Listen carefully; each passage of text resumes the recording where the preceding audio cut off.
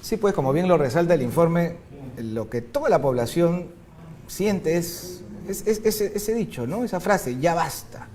Y ayer un programa, un noticiario de un medio de señal abierta cerraba sus informaciones con una encuesta y el 90% de los encuestados decía estar a favor de esta marcha, que tenemos noticias que, a Dios gracias, se ha producido de manera pacífica, con algunas incidencias que nunca faltan, pero a nivel, no solamente en la capital, sino a nivel nacional, ha sido una voz que ha tenido ese sentimiento, ¿no?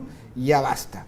Y como conversábamos hace un momento con el congresista Jorge del Castillo, sí nos preocupa, sin embargo, que en medio de estas circunstancias aparezcan ciertos sectores que buscan más bien la destrucción del sistema democrático. Y vamos a conversar de eso y otras cosas con el doctor Mario Amoretti. Él es PAS decano del Colegio de Abogados de Lima, que por cierto ha tomado ya ciertas acciones disciplinarias o éticas contra los magistrados involucrados en estos audios. Doctor Amoretti, bienvenido. Buenos días, muchas gracias por la invitación. Bueno, ¿qué primera impresión nos puede compartir respecto a estas circunstancias que vive el país? Bueno, este es un malestar que tiene la población frente a la Administración de Justicia. Siempre se ha comentado entre bambalinas cuál es la situación que atraviesa el sistema judicial. Pero ahora ya hay indicios razonables. Porque como que lo sabíamos que se producían muchas irregularidades, pero ahora ya, pues, de conocimiento público, ¿no? Y con nombres incluidos, ¿no? Exactamente. Pero el problema radica en los integrantes del Consejo Nacional de la Magistratura. ¿Y por qué digo el problema?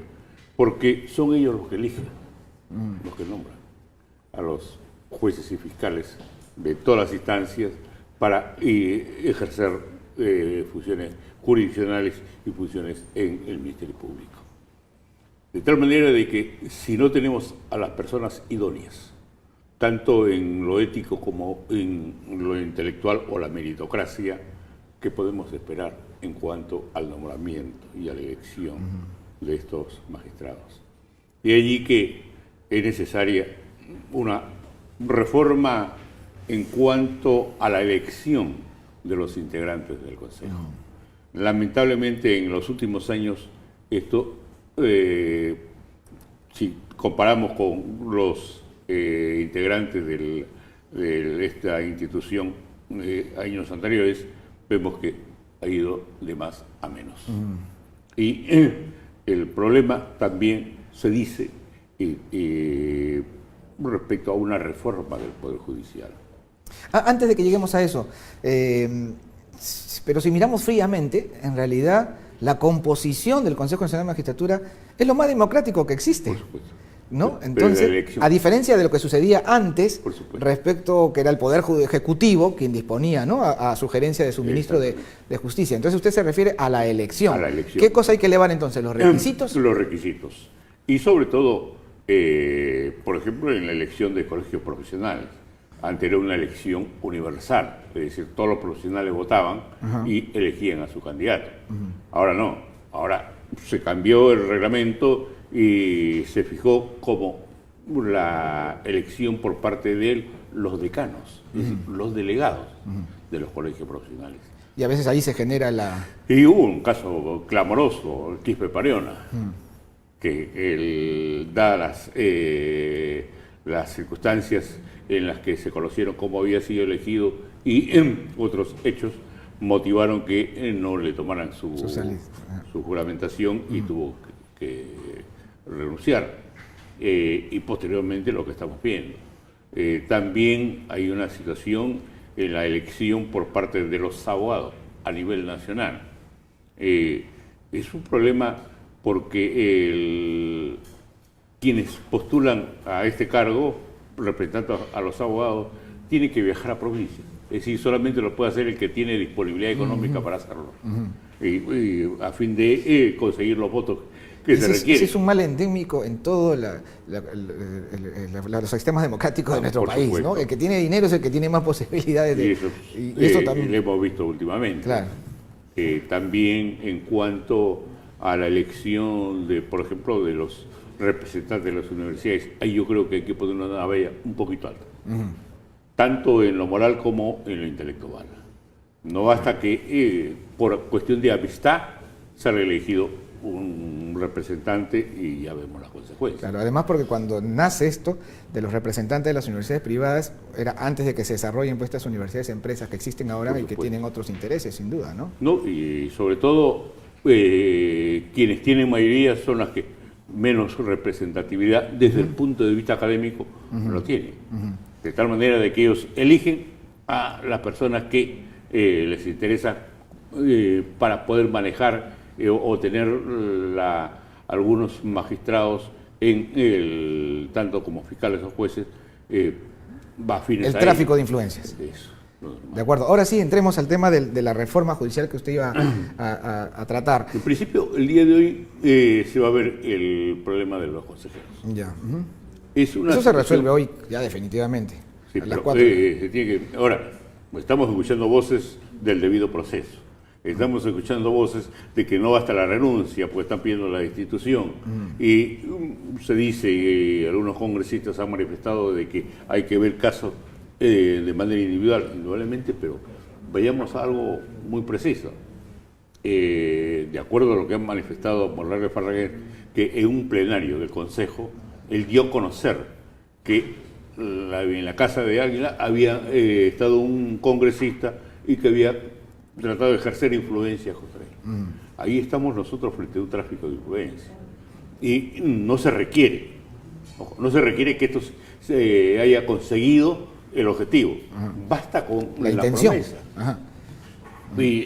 Y si cualquier persona que por razón de cargo o profesión tenga conocimiento de un hecho delictivo, y aquí estamos nosotros frente a la denuncia que está haciendo un miembro del Consejo, al Pleno. Entonces, ahí estaban en la obligación de denunciar. Ahora, ¿cómo ponderar eso si hay dos versiones encontradas, ¿no? La del consejero y la del congresista que niega haberse participado de esa reunión? Vayamos nosotros a la obligación que tenía el Consejo Nacional de Magistratura de denunciar. ¿Por qué? Porque un miembro de su agrupación hizo esta denuncia. Y esta denuncia ha sido corroborada, que se produjo en el Pleno, por dos miembros. De acuerdo. De tal manera que ahí tenemos una circunstancia, hay una omisión de denuncia, un delito. Que los hace responsables. Por supuesto. Entonces ya hay una causal grave para los efectos de la destitución de todos. Porque todos estamos en la misma obligación. Y en cuanto a la reforma del Poder Judicial, he hecho un libro y conseguido demostrar de que la primera comisión que se nombra para reformar el Poder Judicial fue en 1931, presidido por Manuel Vicente Viarán, prestigioso jurista y magistrado. Y allí él manifestaba, en su condición de presidente, que la política no debe ingresar al Poder Judicial y que el Poder Judicial tampoco debe inmiscuirse en la política. Porque desgraciadamente, cuando la política ingresa, fracasa. Se han llevado a cabo diversas comisiones durante toda la época republicana. Y una de las últimas fue cuando en el año 2003, bajo la presidencia del doctor Sibina, se formó una Comisión de Acción Nacional de la Justicia. Viajaron a provincias, ahí estuvo como uno de los integrantes del doctor Raúl Ferrero. Viajaron a provincias a escuchar a los jueces, fiscales, el pueblo en general, sobre los problemas que sufrían ellos en cuanto a la administración de justicia. ¿Qué hizo el gobierno de Toledo? Creó Seriejos. Y puso como presidente al doctor Sibina y 18 miembros de esa comisión. Pero esa comisión le pidió todos los insumos a la Acción Nacional de la Justicia. Y elaboraron proyectos que fueron presentados al Congreso en el año 2004. Estamos en el año 2018 y esos proyectos quedaron en el olvido. De tal manera de que aquí tenemos nosotros un problema, de que se norman comisiones, los técnicos, los especialistas, los que conocen la realidad judicial, porque para yo opinar o llevar a cabo una reforma judicial hay que conocer en el campo. No en los libros o de teoría. Y conocer el monstruo desde dentro también, ¿no? Y ahí lo he manifestado y lo digo siempre, que en tanto que no se le dé el presupuesto al Poder Judicial y al Ministerio Público, cualquier comisión que se nombre, cualquier decisión que se tome, va a fracasar. Porque yo soy testigo, ejerzo la profesión y activamente toda mi vida profesional, y veo cómo los expedientes están hacinados en el suelo a una altura de cerca de 2 metros, claro, porque no hay estantes. ¿Y cada sala tiene cuántos miles? Y carencia de personal, carencia de logística, claro, de tal manera de que no basta, si vamos a reformar el Poder Judicial, primero que se cumpla con lo que se viene solicitando al Poder Judicial, que se le asigne el presupuesto que requiere. Ahora, quien tiene la capacidad real de esta reforma es el Poder Legislativo, es el Congreso. ¿No? ¿Y ve voluntad política allí, tal y como está conformado y con lo que se ha conocido? No. Yo veo que esto, por más que presente sus recomendaciones, su sugerencia, esta comisión creada por los notables... Que preside Alan Wagner, ¿no? A las finales va a un fracaso. Porque el Congreso no va a promulgar bajo ningún punto de vista, ya han manifestado, nosotros estamos elaborando proyectos. Vamos a reformar el Poder Judicial. Ya la Comisión de Constitución y de Justicia ya tienen los proyectos elaborados. Pero, en realidad, ¿qué tipo de proyectos si ninguno de ellos conoce la realidad judicial? Claro. Ahora, Jorge del Castillo decía que es importante que el Parlamento escuche al pueblo, escuche la demanda de la gente. Pero lo que me está diciendo usted es que, según como ve el Congreso, como está compuesto actualmente, no parece no vamos a llegar a nada. Que lleguemos a buen puerto por ahora. Por supuesto. Y lo hemos visto en el transcurso del sector republicano. Doctor, nos vamos a una pausa y seguimos conversando. ¿Cómo no? Volvemos.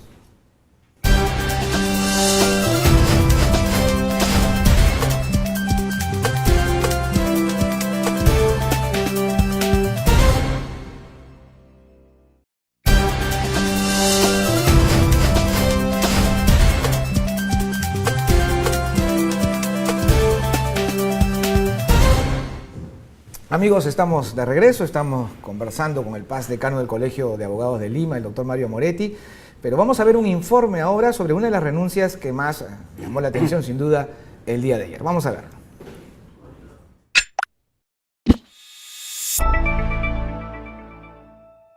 Las renuncias en el sistema judicial del país siguen trayendo cola. El saliente presidente del Poder Judicial, Duberly Rodríguez, quien hace unos días se abstenía de renunciar a su cargo, presentó ayer por la mañana su carta de renuncia irrevocable.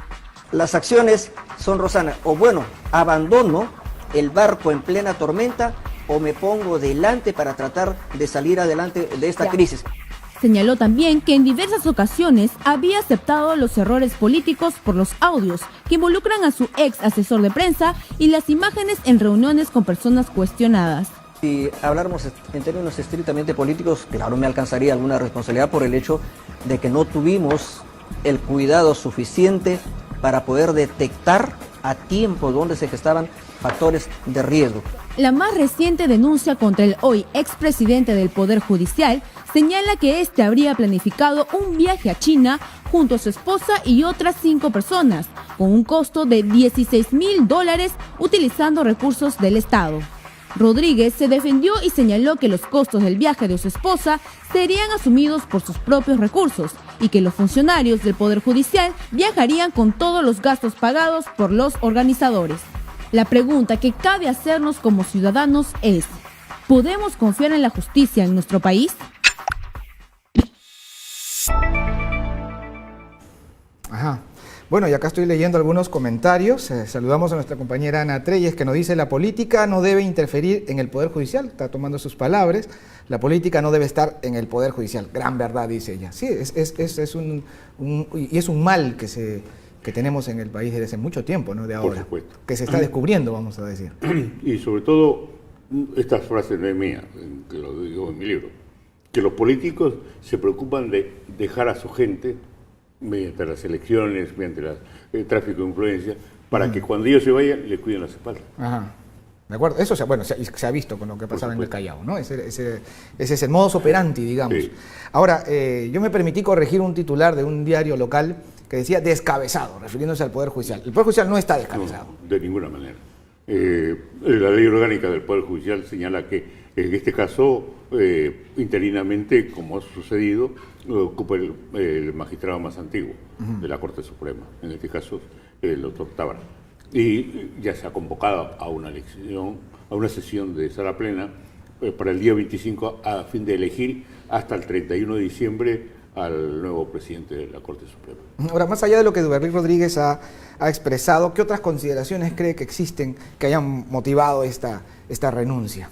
Bueno, diversos sectores, diversas personas venían solicitando su renuncia, sobre todo a raíz de lo que se ha conocido con el magistrado Vinostroza. También el malestar que existe en cuanto a la administración de justicia. Siempre el que paga las consecuencias es el que encabeza una institución. Digamos, una especie de responsabilidad política. Política más.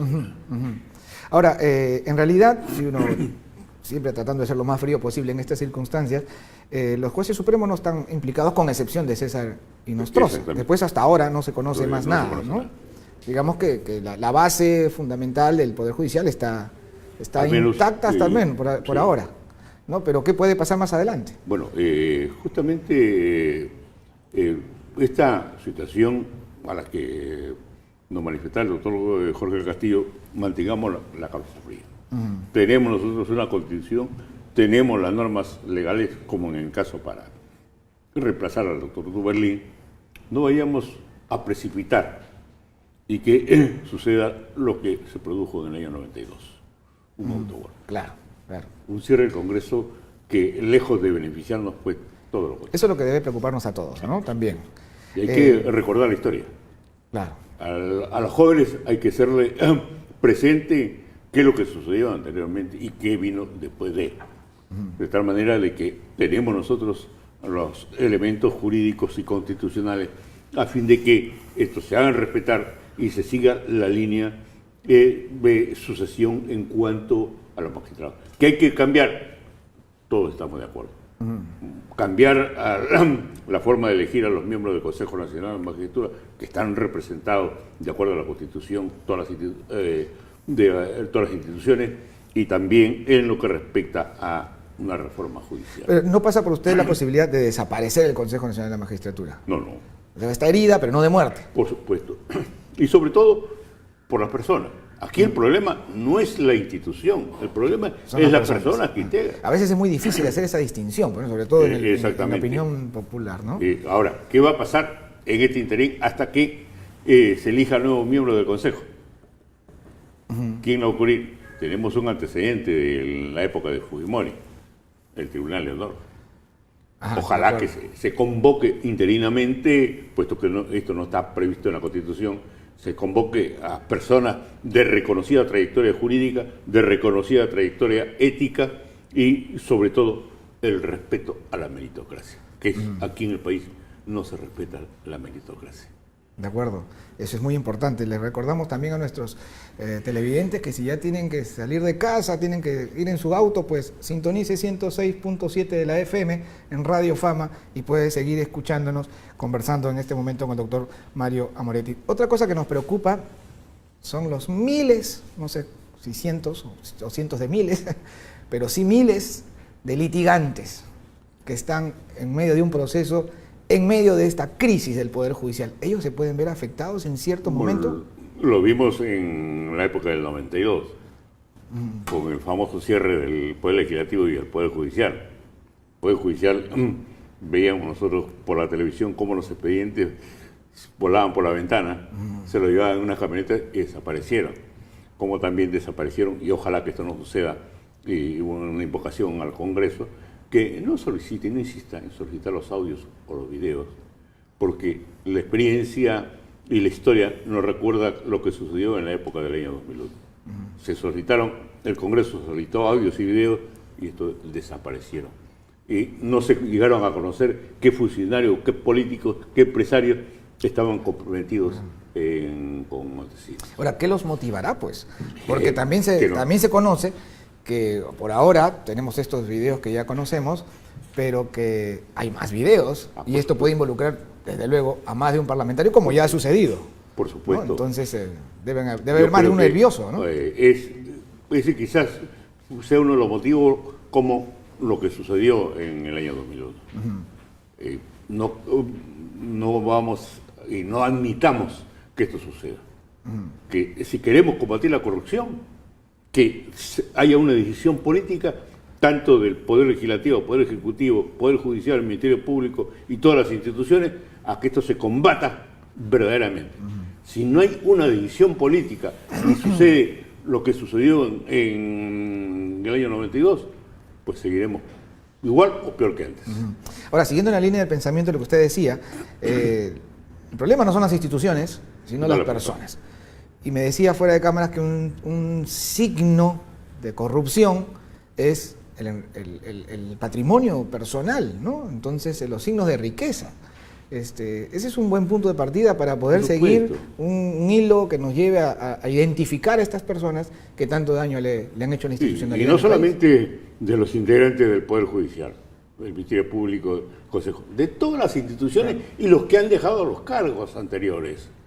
Porque vemos nosotros cómo de la noche a la mañana han aparecido los que dejaron sus cargos públicos con casas, autos, alcaldes, y sobre todo Fuerzas Armadas, etcétera. No vayamos a una simple dirección de parte de la unidad financiera, a centrarnos única y exclusivamente al funcionario, al sector familiar y, como conversábamos, un grupo de abogados, hasta sus amantes, porque son los que más beneficiados en estos casos. Terminan siendo, ¿no? Ahora, sí, pues eso que usted dice es bastante, ¿verdad? ¿Cómo podemos hacer que el Poder Judicial tenga esta actitud proactiva, vamos a decir, ¿no? Para poder hacer este seguimiento a aquellas personas que nada, la unidad financiera. La unidad financiera. La Contraloría. Ahí parte. Por supuesto. Claro. Vemos como ex presidente de región, ex alcalde, ex congresistas, aparecen con signos de anterior riqueza que nunca lo tuvieron. Claro. ¿De dónde? Claro, es verdad. Ahí está. El Colegio de Abogados ha tomado acción también, creo que bastante saludable, sí, ¿no? Con respecto, en algunos casos, la suspensión hasta que las investigaciones avancen, pero en otros casos ya inhabilitado en el ejercicio profesional del derecho. ¿Esto se aplica? No, a ver, por favor. Porque hay una dirección de ética. Y en algunos casos abre una investigación contra un abogado que ha actuado éticamente de manera incorrecta y abre una investigación. De acuerdo. Cita a los abogados tenemos que cuidar el debido proceso. Y luego de invitado se lleva a cabo un proceso investigatorio y se le aplica una sanción después de haberlo escuchado al denunciado. Y de acuerdo a la medida que adopte la Dirección de Ética, va al Tribunal de Honor, donde yo soy uno de los integrantes de hace cerca de 2 años y tenemos nosotros que el Tribunal de Honor ha suspendido el año pasado a cerca de 15 abogados en el ejercicio profesional. De acuerdo, eso es importante. A veces la opinión pública no conoce eso, ¿no? Se ha amonestado a un número mayor, se le ha aplicado multas y en este año llevamos como cerca de 5 abogados suspendidos. De tal manera de que esta situación... ¿Funciona entonces? Por supuesto, venimos aplicando y lo que ayer tuvimos una sesión, los integrantes del tribunal, y hemos tomado la decisión porque hemos tomado conocimiento de que no se publicita estas sanciones y no se comunica a los demás colegios de abogados, porque los suspendemos, pero van a otro colegio de abogados y se inscriben allí y siguen ejerciendo la profesión. Entonces hay un acuerdo de la Junta de Decanos del Colegio de Abogados a fin de que el abogado suspendido en un colegio ya no puede ejercer en ningún colegio.